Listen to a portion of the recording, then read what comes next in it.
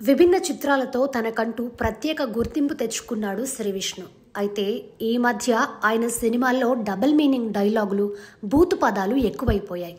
అటువంటి మాటలను సెన్సార్కి కూడా చిక్కకుండా అర్థం కానట్టుగా చెప్పడం శ్రీవిష్ణు శైలి.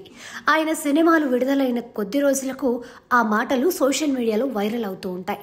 శ్రీవిష్ణు డబుల్ మీనింగ్ డైలాగులు, బూతు మాటలకు సోషల్ మీడియాలో ఎందరో అభిమానులున్నారు. ఆ ధైర్యంతోనే తన నెక్స్ట్ మూవీలో మరింత డోస్ పెంచినట్టున్నాడు. రాజా రాజా చోరా తర్వాత శ్రీవిష్ణు దర్శకుడు హసిత్ గోలి కాంబినేషన్లో రూపొందిన సినిమా స్వాగ్ అక్టోబర్ 4న థియేటర్లలో అడుగుపెట్టనుంది. తాజాగా ఈ చిత్ర ట్రైలర్ను విడుదల చేశారు. ట్రైలర్ బాగుంది. విభిన్న కథతో శ్రీవిష్ణు హాసిత్ గోలి కాంబో మరోసారి మ్యాజిక్ చేయబోతున్నారని అర్థమవుతోంది.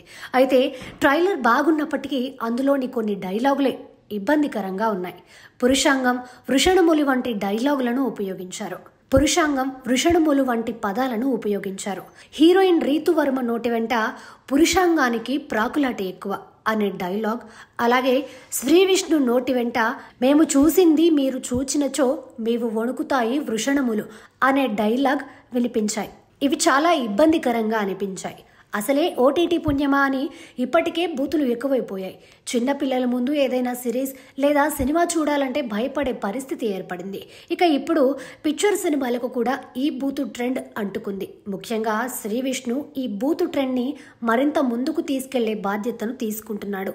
ఒకప్పుడు జంధ్యాల లాంటి వారు క్లీన్ కామెడీని అందించేవారు. కానీ ఇప్పుడు కామెడీ అంటే బూతు అనేలా మార్చేస్తున్నారు.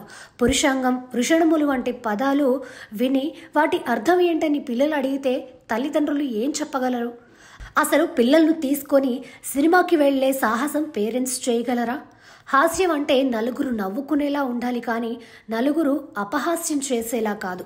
అచ్చ తెలుగు సినిమా అని ప్రచారం చేసుకుంటున్న స్వాగ్ చిత్ర బృందం అచ్చ తెలుగు బూతు పదాలను పెట్టి గొప్పగా భావిస్తున్నట్టుంది. ఇకనైనా చిత్ర బృందం మేలుకోవాలి. ముఖ్యంగా శ్రీవిష్ణు తన తీరు మార్చుకోవాలి.